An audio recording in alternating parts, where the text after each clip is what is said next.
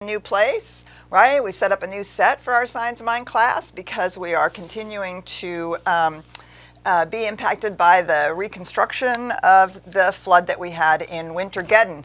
But that is getting started now. We should have new stuff going on here, all the repairs starting this week. And in the next few weeks, we'll be making some major progress in all of that. So you'll hear from us about that.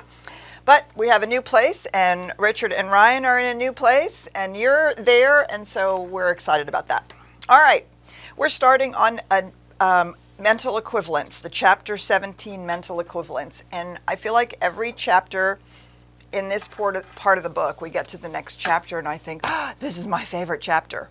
So if you have not noticed, the center section of the Science of Mind is all about practical application, right? The whole first section is really about the theory.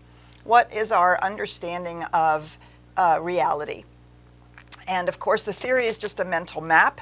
It's a way of giving language to what people have experienced in all faith traditions, from a deep experiential reality of the infinite, of life and creation. And so that's the whole first section. This middle section is all about, okay, so what does that mean for us? And how are we supposed to do something with that? And how do we engage with it consciously? That's the whole point, right? We're always creating. The way in which the universe operates is it's always operating that way. And so we're constantly engaged in co-creating the life that we are experiencing.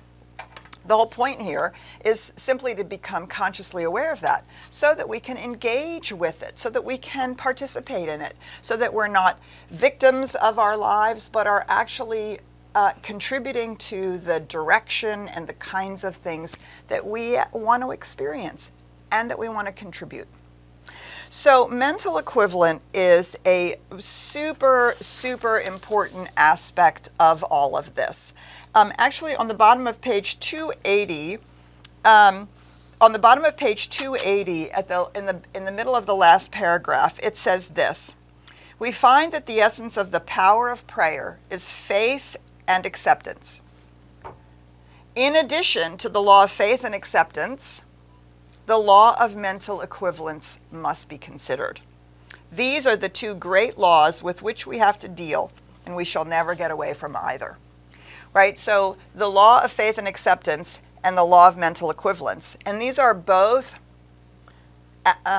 iterations of what we call the universal principle or the universal law, which is the law of cause and effect, which means that it's not like the mechanical billiard ball of Newtonian physics, but it's the idea that there is a impulse, a non-physical, intangible impulse that begins the creative process, and then that has a corresponding effect, and the impulse and the effect are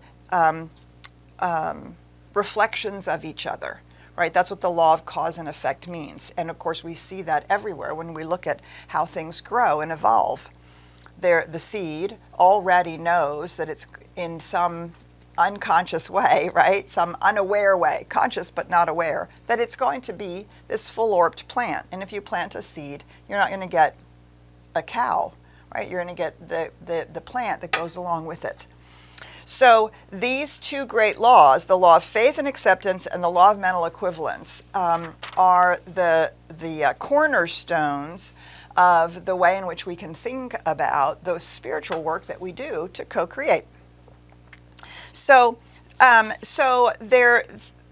that's kind of the first part of this, the first couple of paragraphs of this. We're going to move over to page 280. What do we mean by a mental equivalent? Now, I love this first paragraph, and I really try not to just read the whole book to you because it's really good. It's really well written is the point, right? Not because it's like, anyway, it's really well written. So just listen to this first paragraph. I love this first paragraph. Prayer, or spiritual mind treatment, or quite frankly, any spiritual work, does something to the mind of the one praying, using the technique, does something to the mind of the one doing it. It does not do anything to God or this infinite divine reality or the matrix or the force or whatever we want to call it, right? It does not do anything to God. The eternal gift is always made. The gift of God is the nature of God. The eternal givingness, right? It's the nature of the divine reality, of the spiritual, intangible reality, which is the place from which creation springs. Quantum physics, right, they're getting perilously close to this as they begin to explore the quantum field, out of which the subatomic particles and the electrons wink into existence. And the whole question is, what causes that? What causes the winking into existence? What brings something out of the quantum field into particularization? The mystical, spiritual answer to that is the givingness of the divine. Life. Life seeking to express life. The gift of God is the nature of God, the eternal givingness. God cannot help making the gift because God is the gift. Now we can substitute the word spirit for God. We can substitute the word life for God. We can think of the impulse of creation. We can think of cause. All synonymous, all kind of getting a hold of a different aspect of this giant word that we use, God, to try to point to an infinite reality. Not a man on a throne, right? We all know that. Not a bearded man on a throne, not a super being, but a reality. God cannot help making the gift because God is the gift. We do not have to pray to God to be God. We don't have to pray to the infinite reality to be creative. We don't have to pray to the law of cause and effect to be the law of cause and effect. Do you see? It already is. It is what it is. God is God. Jesus revealed the nature of the divine being by his personal embodiment of the divine nature. By his personal embodiment of the divine nature. It's called the incarnation, right? And we recognize, we just talked about this last Sunday at Easter, we recognize that incarnation is an example of the incarnation that's true for each one of us as we know that, as we embody it. He said, as ye believe, it shall be done unto you. This is the gift. This is the gift, the nature of God, that the originating causal thought is what is then created. As ye believe, it is done unto you. The whole teaching of Jesus was based on the theory that we are surrounded by an intelligent law which does unto each as we believe. Now, let's just stop there for a minute about the word believe. This does not mean what we believe in, right? Because that's a whole nother story, right? We demonstrate our faith because we can believe in something. No. This is, as we believe, our subconscious mind has patterns of thinking, patterns of I don't want to use the word thinking, patterns of organizing reality as it comes to us based on what we understand to be true. That's what it means as we believe. What we think is true. Now, those patterns are patterns that we ourselves have decided as we've grown. Patterns that have been laid down in our childhood about how we have observed and experienced life and made decisions from a child's mind. Those patterns are from the consciousness of the family, of the culture in which we've grown up in.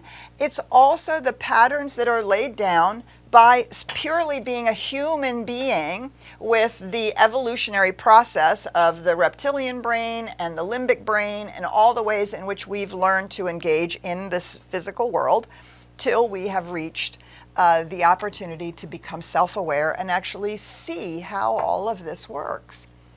Those patterns, they are what we believe to be true about life. So, for instance, I believe that this table is actually solid. That's my experience. My senses tell me that this table is solid. The problem is, of course, that it's not. It's 98% space and 2% vibrating subatomic particles and atoms. And inside that, there are subatomic particles that are actually winking in and out of existence. And the electrons that are winking in and out of existence may go to one atom, they may go to a different atom. As long as the thing stays stable, it seems solid to me. Do you see? That's a belief.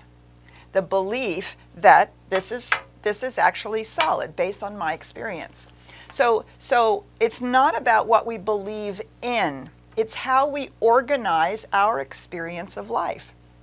Do we organize it around the facts of the matter, and life is a little more difficult, and our family has never been more prosperous than this, and it's difficult to be a woman in a man's world, right? All of those are ways in which we've come to believe about how life works and how it operates.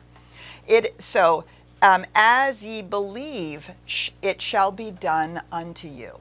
And we can certainly be unaware of what we believe. We can mask it. We can pretend not to look at it. We can have very conflicting beliefs.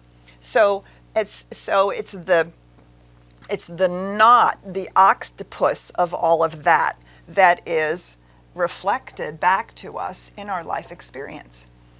The mental equivalent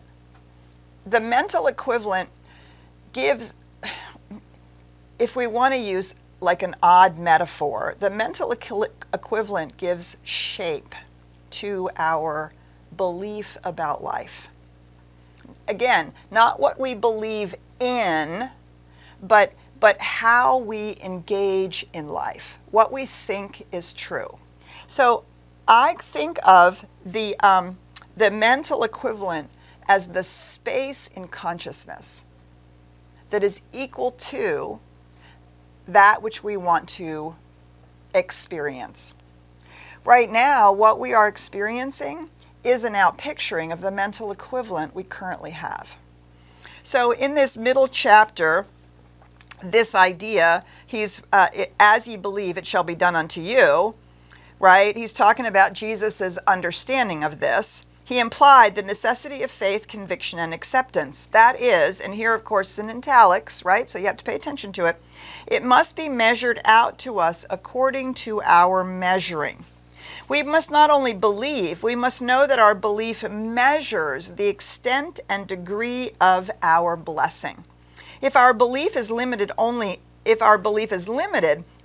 little can come to us, because that is as we believe. We call this the law of mental equivalence, right? So the space in consciousness, the faith, conviction, and acceptance. So this is essentially how much good can I actually embody, not just think about, not just wish or hope or gee, wouldn't it be nice, but embody. Can I embody that I could be more prosperous than my parents? Could I embody that I could actually be more successful in a new business venture than I was in my previous business venture?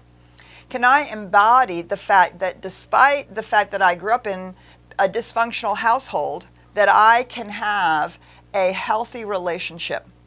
Can I embody, despite the fact that my physical reality is limited, my physical body is limited, that doesn't limit my joy and experience of life? Can I embody that? Not just think about it, not just imagine it, wish and hope for it, right? I can start with all of those things, but the mental equivalent is I become that on the inside. I create the space in consciousness that is equal to that which I want to grow into. There is nothing fatalistic about this. We are so constituted that we are continuously increasing our embodiment. We grow in grace, as it were. We grow in power, and theoretically there should be no limit to this growth. But right today, we can expect to demonstrate or have our prayers answered according to our belief and the embodiment of that belief. So for me, one of the examples that I have of this, I have many. One of the examples I have of this is a realization in my late 20s, early 30s that my prosperity would increase. And I would feel like, yeah, I'm kind of getting a little more prosperous in my life. It feels like things are good, right? Because I had run away from home when I was 15, and it was not a good experience. And so I had to kind of pull myself out of a hole. And so I was feeling like, okay, this is moving forward. The Science of Mind was giving me some opportunity to grow into a greater life experience. And then I would hit a ceiling, like that was as much good as I could have, and then it would kind of drop down again. It would be like, oh, now I have a little more challenge, or I need this financially, or right. And I kept doing that. So I spent a lot of time with this idea of mental equivalence, and I realized, oh my God, the mental equivalent that I have of good is based on the amount of good that my mother experienced, and that I couldn't actually have it better than that. That was my ceiling. That was the size of my mental equivalent. So another example for me is how long could I be with someone between tense arguments, right? Because I grew up in a house of tension. I grew up in a house of rage and alcoholism and increasing violence and upset. Right? And so that's just kind of my child brain, right? My child brain said, oh, this is how life is. You better protect yourself. So fast forward into adults, one relationship after another, all I did was recreate that experience of tension. And so when there were periods of like good vibe, let's say, when there was periods of good vibe, part of me would be, okay, so now when is it going to happen? Sure enough, it would happen. There would be some big blow up and big tension, and then, we wouldn't speak to each other for a week and blah, blah, blah. You know how that goes, right? Around and around and around in that circle. Because, and again, doing this work that we're talking about right here, I realized that I could actually not embody being in a relationship that didn't have tension. And I could not embody long periods of time in which there wasn't tension, because my mental equivalent is, well, it's going to happen in any minute. Do you see? That's what it means by it's done unto you as you believe. We could easily, I would say, you could actually say it's done unto you as you expect. That would be another way of framing that. So we get out of the idea that it's a thought that I have, that I'm believing in something. It's the space in consciousness. And how big is that space? And so another way I've seen that talked about, and this is how I began to really work with it for myself, is how much good can I actually accept? Can I accept that it could just be good?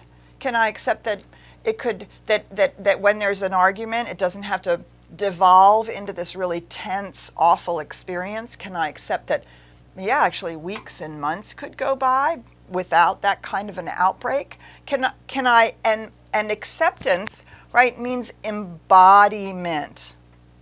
This is what mental equivalent is trying to get a hold of. The space in consciousness is equal to the outpicturing. Now, the problem is, right now, if you want to know what your mental equivalent is about everything, anything, right, you can just look at your life. That's the space that's in here. I always have enough to get by. That's the mental equivalent. Every time I need something, it does show up, right? But what if I had a mental equivalent that I have more than enough to get by? What if I have a mental equivalent that things don't keep showing up that I have to take care of? Do you see? That's a different. It's a different space in consciousness, and the idea here is that anything. If God is already God, if the gift, the nature of God, the eternal givingness, if God is already the gift, our mental equivalent can grow to be infinite. Our mental equivalent can grow to accept and expect the fullness of life in every area. And that is the work of a mental equivalent. We start where we are. And we begin to grow the possibilities. We begin to grow. We find that we grow in grace. Hang on, we looked at this in, yes, we are so constituted that we can continuously increase our embodiment. We grow in grace, as it were. We grow in power, and theoretically there could be no limit to this growth. Why? Because we're actually the universe showing up as individuals. And if we can embody the mental equivalent, that there is that within us which is universal, our mental equivalent can continue to increase. And this isn't just about money or abundance. This is about everything, our health, our contribution to the world. That yes, actually we could actually contribute in a way that heals things on the planet, not just the mental equivalent for our own lives. That theoretically this can increase until our mental equivalent embodies the gift that is the divine presence, and that is the nature of reality itself. Can we embody that, have a mental equivalent that we are in fact a place where the nature of reality is expressing itself in the microcosm, in the individualized microcosm? That would like blow everything out of the water about what we think about ourselves, what we believe to be true about ourselves. All right, so we're going to stop there. Mental equivalence. It's super powerful idea, and we want to not get overly invested in the semantics of it. What we want to try to do is kind of imagine, what is it that this concept is trying to get a hold of? So we're going to stop here and see what we've stirred up in the in your minds. Comments, experiences, questions that you might have about this. Love to have you participate. So we're going to turn to Ryan and say good morning, Ryan, and see what's going on out there. Good morning, everybody. And it's kind of funny, Petra, that now when you say I'm going to turn to Ryan, Ryan's actually here to turn to. No, you're not somewhere else, right? Not. Well, somebody had to be our official ambassador over to the islands of the Bahamas, and so I begrudgingly took the opportunity. So I just want to say welcome to everybody that's here watching us inside of the Zoom room as well as on Facebook Live. And we want to open it up to your questions and your comments because this is an interactive discussion. And so with that being said, there's a couple ways you can do that. If you're watching us on Facebook Live, I put the link to the Zoom room over here if you want to talk personally and share your experiences or stories. And or you can also put your questions and comments inside of the comments field, just like you can over here on Zoom. But the cool feature about Zoom is that you can hit the raise your hand icon located down below, and I will call you into the room. And once again, I just want to remind everybody that I keep it anonymous when it comes from the chats, so feel free to ask away. And Petra, it looks like we got 2 people, and so I'm going to call on the first person here, Dennis. Dennis, do you want to go ahead and unmute yourself? Good morning, Dennis. Good morning. I have a question. This is perfect subject for this. Okay, this has to do with mental equivalent versus envisioning, I guess. Okay, here's the deal. I've got this little flower bed out in front of the house, blah, blah, blah. Envisioning on what to do with it. It takes partial shade, all this kind of stuff. I found a plant that speaks to me. It's the holly fern, and then it runs across the front of the house, and then it takes a 90-degree angle. A little part of it goes up to the porch. So I thought, okay, I want to put rocks there. Anyway, so I did this last week, and it turned out way better than what I held as a mental equivalent. So my question is, if I had a lesser mental equivalent, but it manifested beyond that, what's going on? Is it just simply it turned out better than I envisioned, or is it something like my subjective thoughts were actually that much stronger than I give them credit for? Or it's not keeping me up at night, but I just find it's a great question, Dennis, and it's always really lovely to have a kind of simple example like you're making, because we can extrapolate anything from it. So it's a brilliant question, and it is a great confusion. We can clear up any confusion. So the difference between mental equivalent and envisioning is that envisioning, anything having to do with envisioning, has to do with form. A mental equivalent does not have to do with form. So I would suggest that you had a mental equivalent that said, well, I'm completely capable of designing something really wonderful here. You obviously have a mental equivalent that your home should be beautiful. You obviously have a mental equivalent that you can do something outdoors, and you don't have a mental equivalent of having a brown thumb, a black thumb, or you wouldn't plant anything, right? You have a mental equivalent that says, I'm cool with experimenting. I'm going to see what happens. Do you see? These are mental equivalents. You believe something about yourself. You have a large enough mental equivalent about your own competence and your own creativity and your own the possibility of what your home should look and feel like in terms of quality and flavor. It should be beautiful. It should be, it should express something that really brings you joy. That's the mental equivalent. The envisioning is, maybe I should put rocks over there. Maybe I should get what kind of a plant I'm going to have. I think I want a few plants here and a few rocks there. And isn't it wonderful? Because your mental equivalent is so good, the outpicturing of your envisioning is better than you expected. Now, let's take the reverse, and I've watched people do this. They have a limited mental equivalent of their ability to make something, create something. They go out to the store, they buy the rocks and the plants, they put it in the ground, and they're like, oh, well, that doesn't look like, that doesn't work.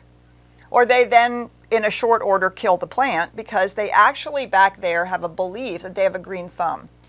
And they don't really have an internal mental equivalent that something in their home could be that beautiful, that something could be that effortlessly come together. Do you see? So mental equivalent isn't the form.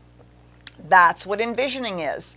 And this, you've hit a perfect example of why the work with mental equivalence is so powerful, because the deeper our belief is in our capability, in our creativity, in our joy and expression, in these things, the greater our mental equivalent is in these things, right? The more often things show up way better than we expected, way easier than we expected, way cooler than we expected, because that's actually our mental equivalent. That's what's raising it to that point, is that there's nothing within us saying, oh, I don't know how to do this. Oh, it never works out. I'm just not really good at this. I don't even know why I try these things, because look, once again, it didn't work out. Do you see? We're building a mental, because you don't have to believe in a form. Right? We don't believe in a form. That's the believing in something. I believe in this form of this little flower bed. No, I believe in my capability. That's the mental equivalent I hold. So this is the difference between a mental equivalent. It's this space in consciousness where we become the kind of person who has or does or is the kind, whatever it is that we want to express or experience in life. And so, Dennis, you clearly have a mental equivalent that your home, as I said, should be beautiful, and that you are completely capable of playing around with rocks and plants to make something that outpictures the mental equivalent that you have about your home and what it should look and feel like. Do you see? That's how these two things work together. And sometimes I think we get confused. Our mental equivalent is not our ability to visualize the form of the outcome. It is our ability to create a space within our own consciousness that we expect the good to outpicture that we are seeking to embody. Yeah, great example. All right, Ryan, I'm going to come back to you. Yeah, that was a great example, Petra. And Dennis, I appreciate you sharing what you were talking about in relationship to it as well. All right, so I'm going to call up Cecilia. Cecilia, you want to go ahead and unmute yourself? Hi, Cecilia. Good morning. Good morning. Dr. Petra. Hey, so I had a really interesting experience this week. And I really believe that I shifted my idea of mental equivalent because I've been working on doing my spiritual mind treatment every morning as I drive to work. And I've also been reading the book by Raymond Hollowell called Working with the Law. Mm-hmm. So I've actually been listening to the YouTube chapters Right. On my way to work. And so I was listening to, I think, Law of Increase and Law of several different ones. And one morning on my way to work this week, I had it's so funny you mentioned a quantum field because I had the impulse to reach for the idea of the quantum field as an expression of the divine in the beginning part of my treatment. And as I did, it was mind-blowing because Yes. all of a sudden I realized that I myself had been a thought in the mind of God, and now I was an expression of the divine in form. Mm-hmm. And man, I know I hear this stuff, but it was just like it all of a sudden went in my brain. Well, and in your whole being, I'm guessing. And wow, like the ability to all of a sudden reshape my mental equivalent and Yes. and treat for just the outcomes of my day-to-day life and the things that I'm looking to manifest. It was like so easy peasy. Yes. I was just like, Yes. wow. Yes. And you brought up you talked about the quantum field, and I'm like, oh my God, this is so crazy. This happened this week.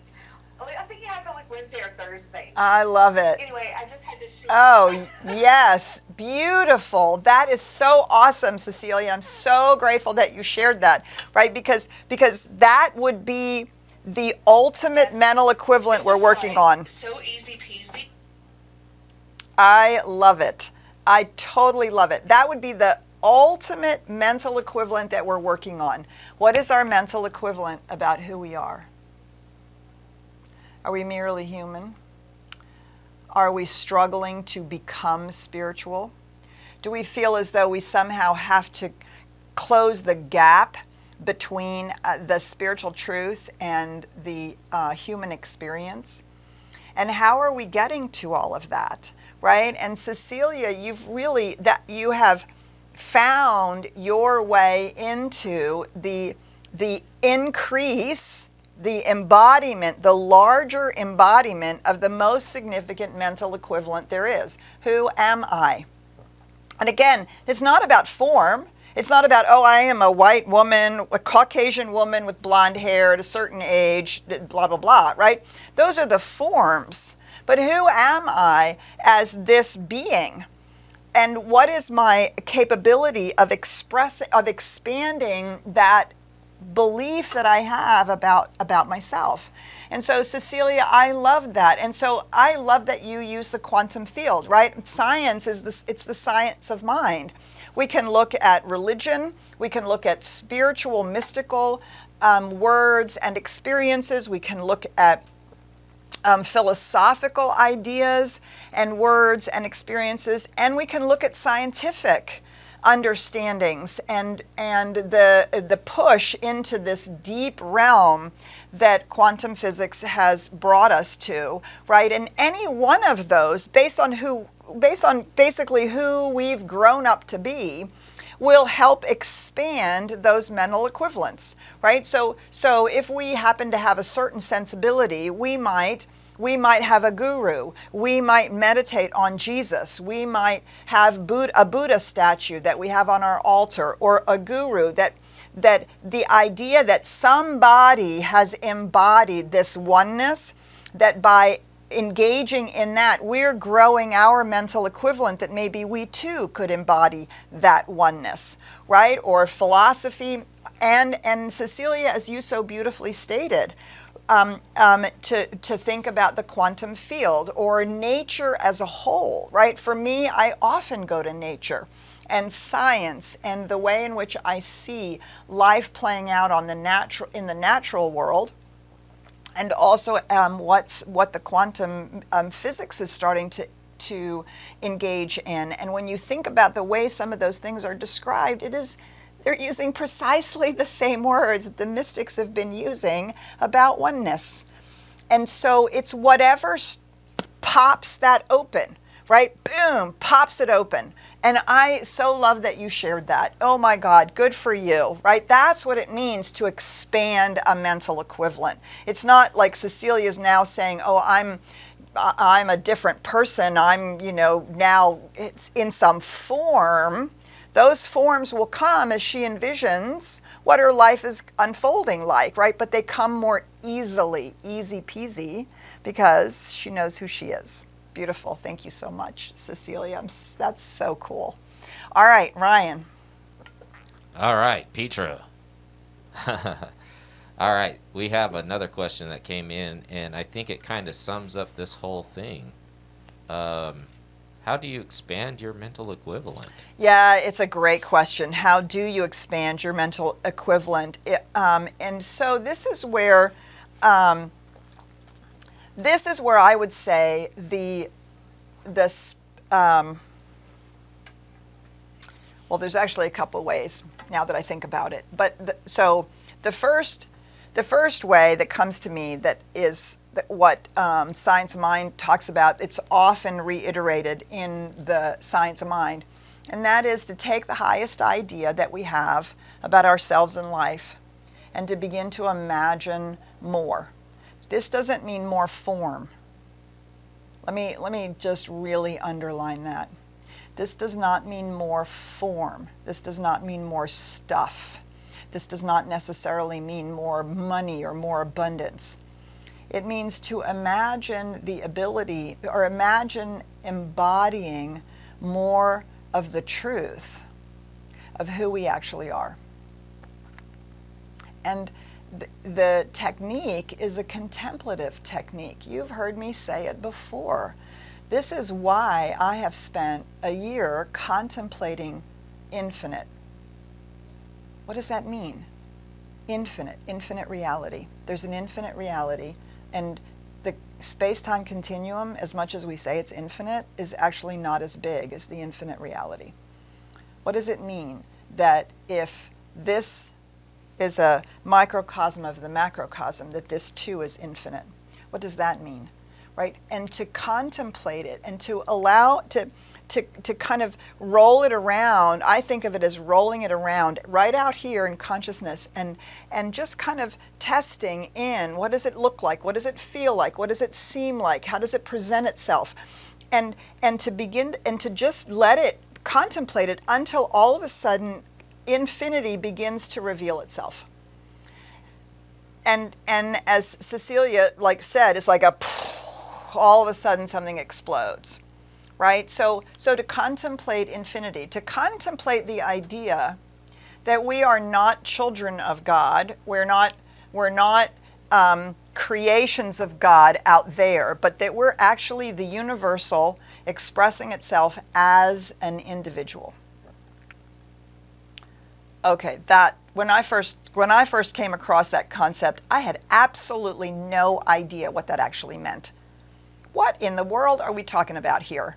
And so I could parrot the words, but to have an embodied mental equivalent of that took me years of continually affirming that there seemed to be some real commitment and evidence and congruent teachings that this was so.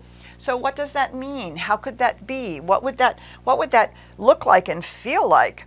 And Cecilia's sharing was like a brilliant moment of, oh my God, if that's really true, that changes everything.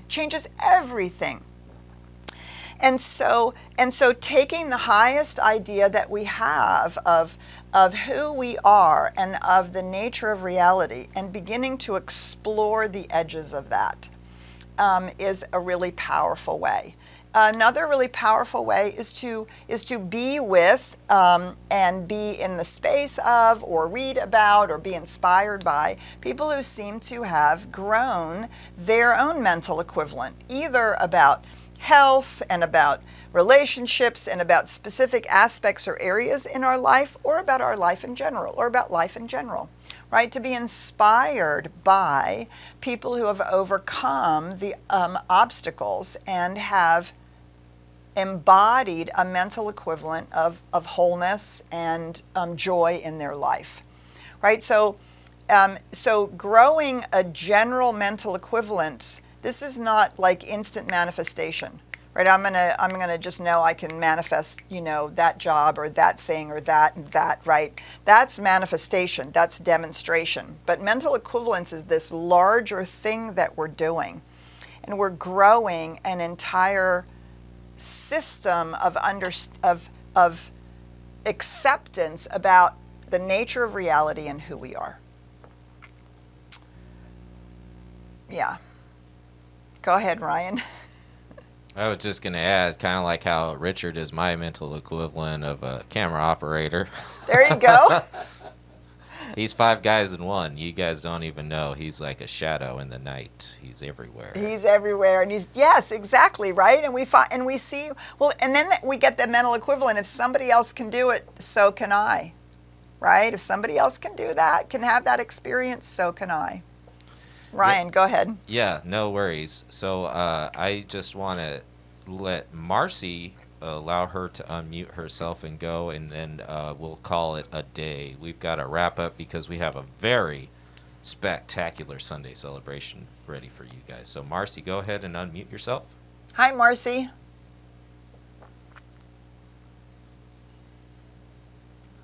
Are you there, Marcy?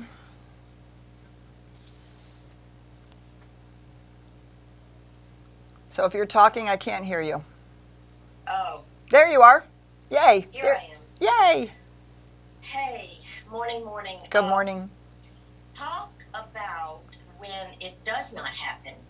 When you're working at it. Sometimes I fake it till I make it. Sometimes I just depend upon reading and